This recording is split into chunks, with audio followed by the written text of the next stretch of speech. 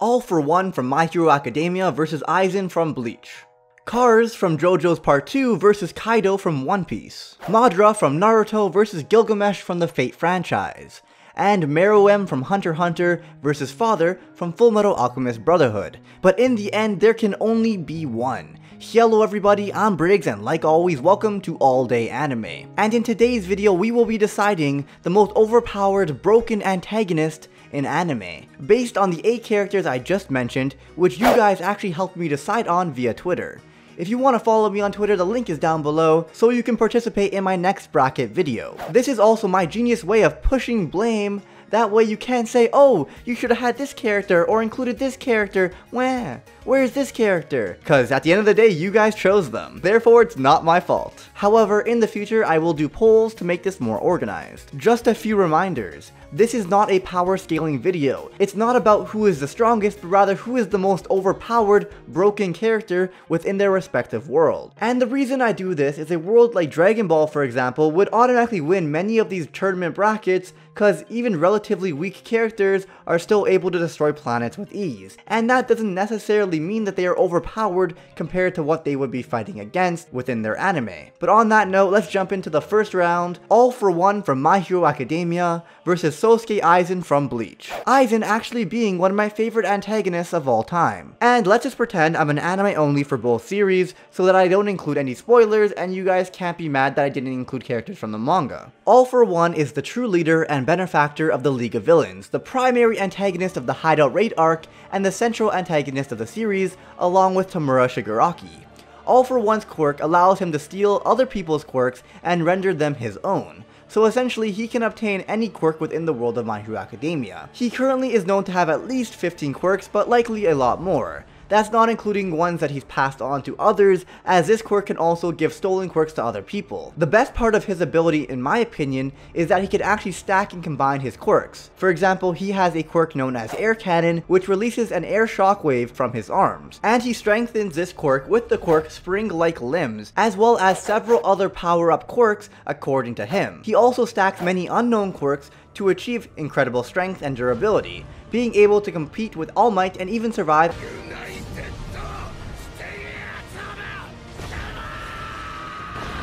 We have seen him defeat Best Jeanist, the number 4 hero, with ease. He is without a doubt an overpowered antagonist, but at the end of the day he was still taken out by a weakened All Might and is currently in jail. His opponent in this round is Sosuke Aizen, who I would personally classify as the main antagonist of Bleach. I am an anime only, but from the Amazing Soul Society arc all the way until the end of the fake Karakura Town arc, that's how I would personally classify him. And I am surprised the manga actually continued after his fight with Ichigo. I really need to get around to reading the last arc.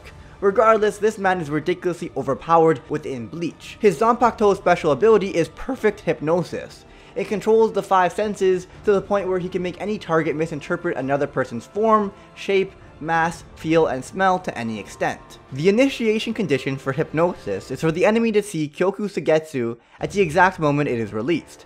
After seeing it just once, the person will completely succumb to hypnosis every time it is released, regardless of how long ago they saw it, as the Visored remained affected even 110 years later. The complete hypnosis is absolutely flawless. Even if the target is aware they are under hypnosis, they cannot resist its influence. These hypnotic abilities are highly useful in combat, for Aizen can create simple or complex illusions to deceive his opponents. For example, by creating a decoy of himself, or making himself look like an ally. Aizen can completely hide his movements within combat using this hypnosis. The combination of being able to create perfect decoys, as well as hide your own presence, is deadly overpowered. I remember seeing Aizen's first introduction, and I was honestly in awe. Not even talking about the amazing twist within the Soul Society arc, but rather how much of an unstoppable force he seemed to be. Captains in general seem to be these super OP beings on a whole different level than anyone else. So seeing him take multiple captains out relatively effortlessly had me shook, to say the least. Remember when he stopped Ichigo's Bankai with one fucking finger?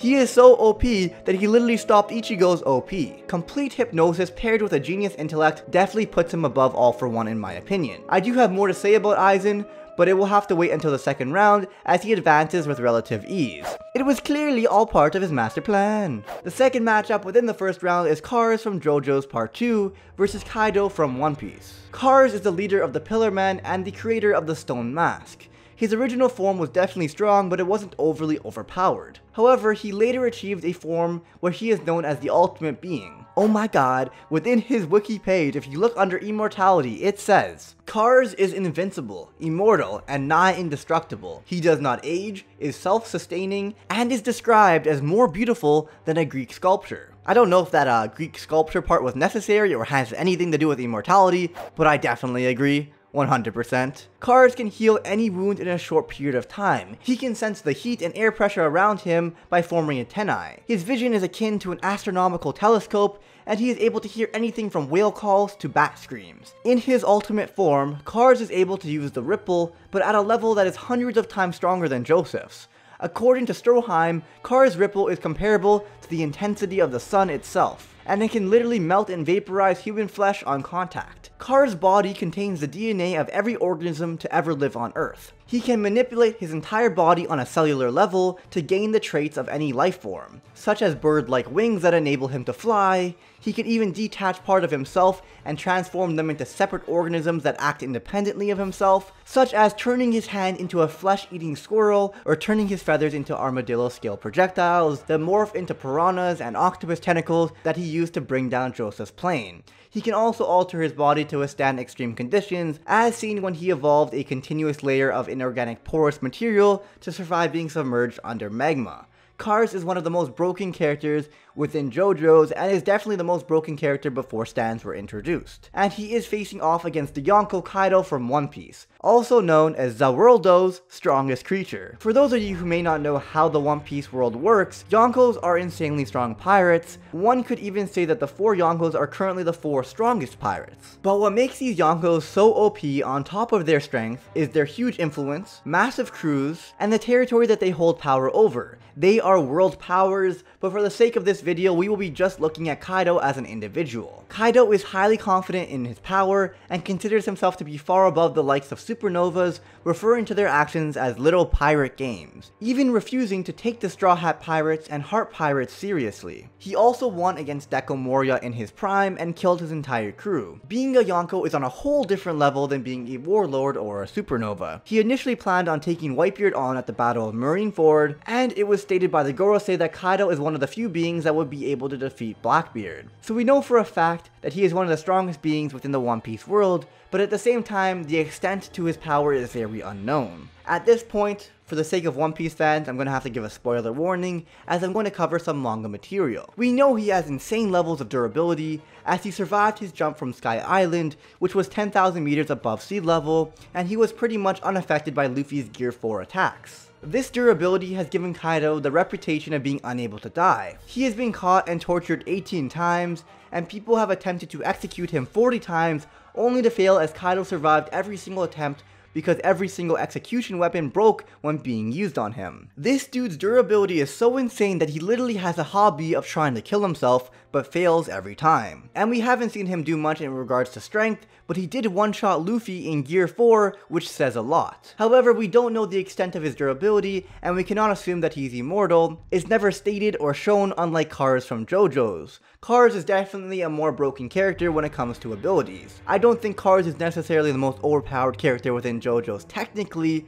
but he is definitely the most OP within Part 1 and Part 2 before stands are introduced, and it's really unfair to compare characters with stands to characters without stands. But you could still even argue that he's the most OP up until Part 5 when Giorno and the Mafia boss are introduced, but overall before stands nothing compares to Kars, and I'm gonna have to give him the win for this round, as I believe his defensive and offensive abilities are all more OP than Kaido for the time being. And the reason I say time being is I'm sure we will see Kaido do a lot more in the future, as Wano is just heating up, and I'm so excited. Next round. Madara from Naruto vs Gilgamesh from the Fate franchise. Now before I jump into the next round, I want to say why I chose Madara over Kaguya. 1, because more of you guys suggested Madara, and 2, because fuck Kaguya. And in regards to Gilgamesh, I'm going from an anime only perspective, as I will ignore the games entirely. My channel is all day anime after all. Subscribe. Though I will say Gilgamesh from the games is stupidly OP.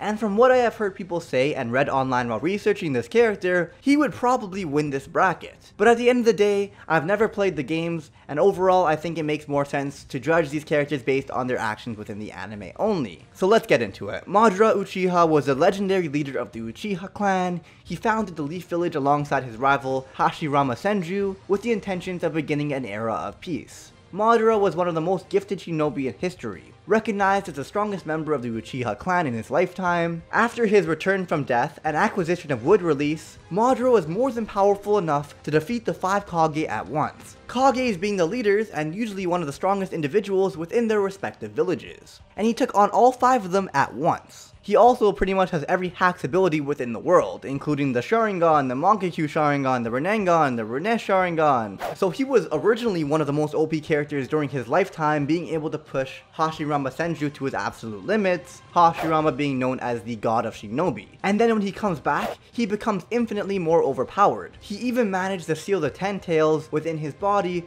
which made him one of the strongest characters within the series. And this even gave him crazy regenerative abilities to the point that Madara himself declared he was immortal. He can use Sage Mode, and while in this mode is capable of dodging the fastest attack within the series, the Flying Thunder God Slash, which is a space-time ninjutsu that instantly teleports. His opponent for this round is Gilgamesh from the Fate franchise. Again, I'm basing it only off of the anime, and for anyone who hasn't watched Fate, it's essentially a battle royale called the Holy Grail War, in which 7 mages summon 7 heroic spirits that belong to different classes to compete to obtain the power of the Holy Grail, which grants a wish to each member of the winning duo. And I highly recommend watching Fate Zero, as it's honestly a fantastic series, Gilgamesh being my second favorite character within it. And yes, I also recommend Fate Stay Night Unlimited Blade Works. Gilgamesh is placed into the Archer class because of his main noble phantasm, Gate of Babylon. It grants him access to all of the world's treasures, and he can launch them as the strongest arrows towards his opponents. We see him take down strong heroic spirit one after another with relative ease. Him just standing still, nonchalantly raining down a hellfire of super strong weapons, many of which even have abilities, as he possesses the prototypes of all noble phantasms. Sometimes we see him open a handful of portals for weak opponents, but when he does get serious, which isn't very often, we see him open up hundreds, maybe even thousands of portals. And after a sword is used, he can instantly reuse it, but it is said that he has so many swords that he would never have to use the same one twice. He has complete reign as to where he can open these portals. He often does it behind himself like a badass, just standing there nonchalantly as if he's playing with his opponent, saying, "Try to get close to me, I dare ya." But at the same time, he can also completely surround his opponent in portals, opening them up literally anywhere. And I'm sure you're thinking, okay, this guy has a ton of weapons, how can he even be compared to Madara? Well, let's take a look within his massive treasury, because at the end of the day, he doesn't only have to rain them down, but rather can use them individually as well. It is said that he has collected all of the treasures of Earth, and his treasury is still constantly growing at such a rate that Gilgamesh himself can't even keep up with everything in the vault. Not just restricted to weapons, he also has airplanes, submarines, tanks, and pretty much anything the story would want to write in. The thing is, Gilgamesh was the first hero, and his collection of weapons, technology, and books were the origin of everything. Thus, anything created by humans were based off of his collections. Therefore, every other hero's weapons within the world of Fate was based off of his collections. Now, you would think that since his are older and were the prototypes, they would be weaker, but the opposite is apparently true. It is said that the named versions that these heroes use are all inferior to Gilgamesh's unnamed originals. Now let me try to emphasize how OP he really is within his Zawardo. He has a jet-shaped noble phantasm that lets him travel at the speed of thought. I don't even know what that means, but apparently it's faster than his other jet, which is faster than the speed of light. And he could still rain down thousands of weapons from his treasury, and his jet also has nukes and bioweapons. But more importantly, he has a sword EA, also known as the Sword of Rupture. Gilgamesh considers this sword his greatest and most trusted treasure, only using it against those he deems worthy of facing. When he uses this sword's ability, the sword begins to rotate, and it creates a rip in space. The attack opens an abyss capable of crushing all of creation, and the center of the storm is not calm, but rather a hole that returns all that enters its realm to nothingness from which it originated. The wind pressure creates a vacuum that takes all things with form, the land, the atmosphere, and the sky into a whirling void. Now, based on speed and power, Gilgamesh would win, as he has an attack that can destroy the world or even the universe if he wanted to, as he is able to control the extent of its power. And he also has a jet that moves faster than the speed of light. He effortlessly defeats most of his opponents, and in my opinion, his only negative is his personality that causes him to hold back and let his guard down, because in his mind, everyone else is infinitely inferior, which is pretty much true.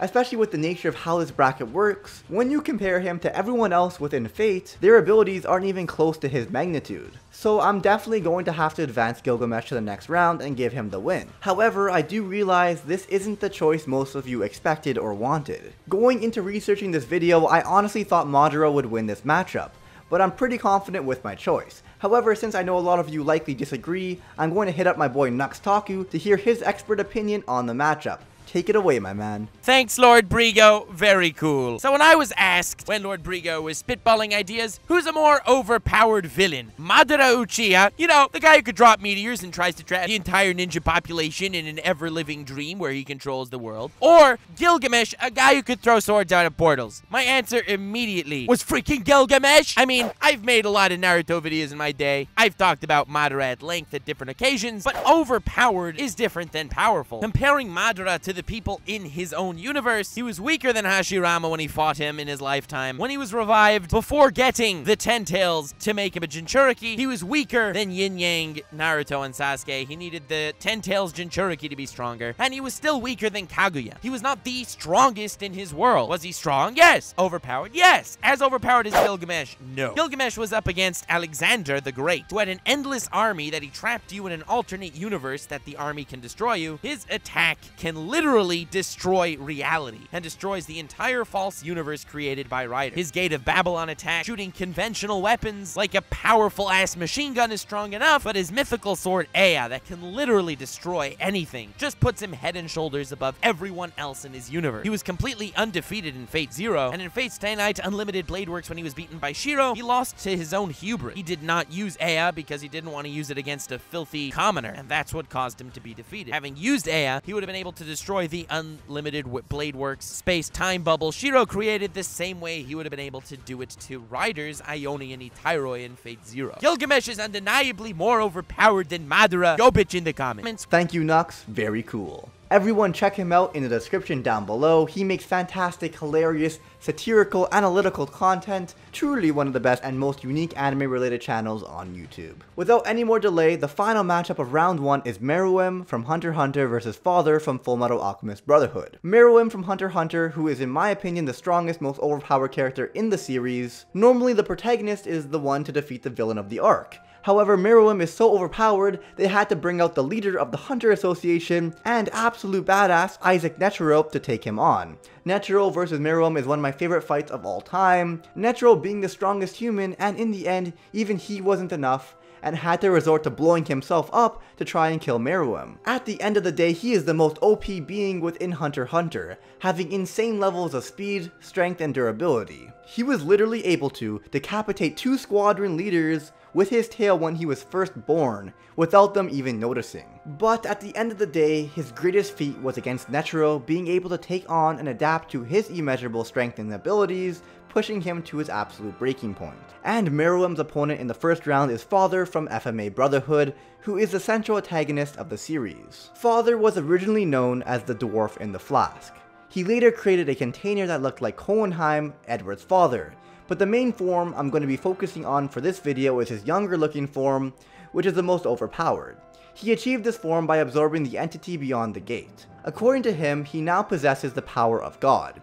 By absorbing 50 million souls and the entity behind the gate, he can perform alchemy that isn't bound by equivalent exchange, and he never had to bother using transmutation circles in the first place. According to the manga, in this new form, he can manipulate energy and matter to their full extent, turn anything into anything at any scale, and create any force at any magnitude. Which definitely sounds pretty broken to me. On top of that, remember greed, pride, envy, etc., and how powerful they were? They are actually all part of him, so if he absorbed them back into his body, he would be able to use all of their abilities. Now, I could go more in depth to describe how powerful he truly is, but I honestly don't see the point, because at the end of the day, the power of God is what destroyed him in the end. It wasn't maintainable and he couldn't control it. Father's appearance deteriorates as his fight goes on with Edward, his skin and hair loses their color, pronounced veins appear across his body, and his face completely deforms. At the end of the day, he wasn't able to maintain this level of power. So on that note, I'm going to have to give the win to Meruem, and that's the end of the first round.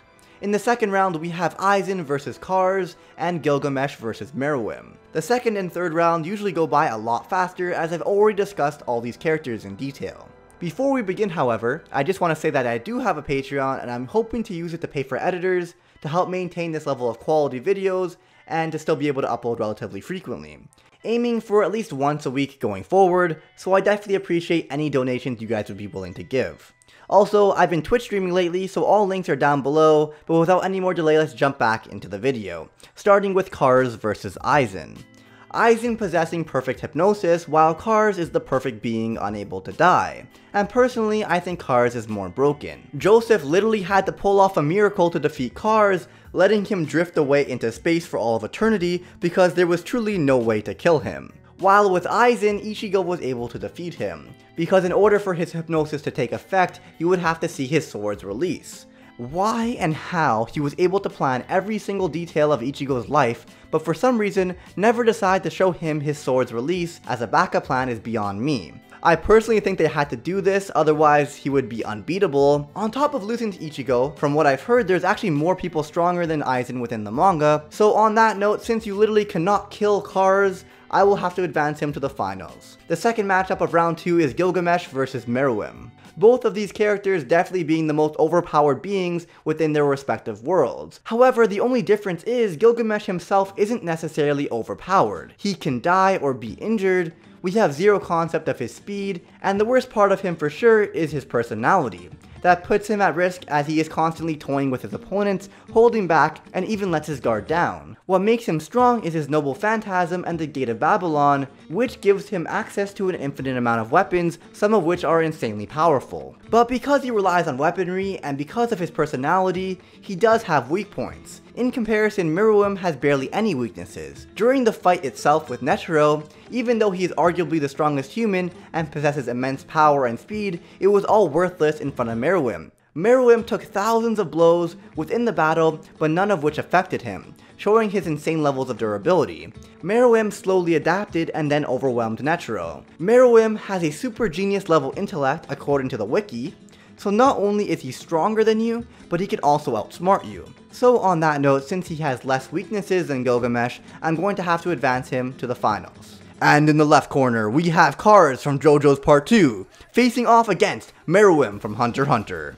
Please let me know who you think deserves to win down below. However, in my opinion, I think Kars deserves to take this W. At the end of the day, Meruem was still susceptible to poison even if his resistance was higher than any other being on the planet. While Kars is perfect, truly the ultimate being. He is invincible, immortal, and nigh indestructible. He does not age, is self-sustaining, his ripple is comparable to the intensity of the sun itself, and can literally melt and vaporize human flesh on contact. He can fly, survive in any environment, whether it's water, lava, or even space. He is one of, if not the most broken, overpowered character ever. There are some stands within Part 5 that can be argued as more broken, however Kars was before stands were introduced, so I don't really think it's a fair comparison.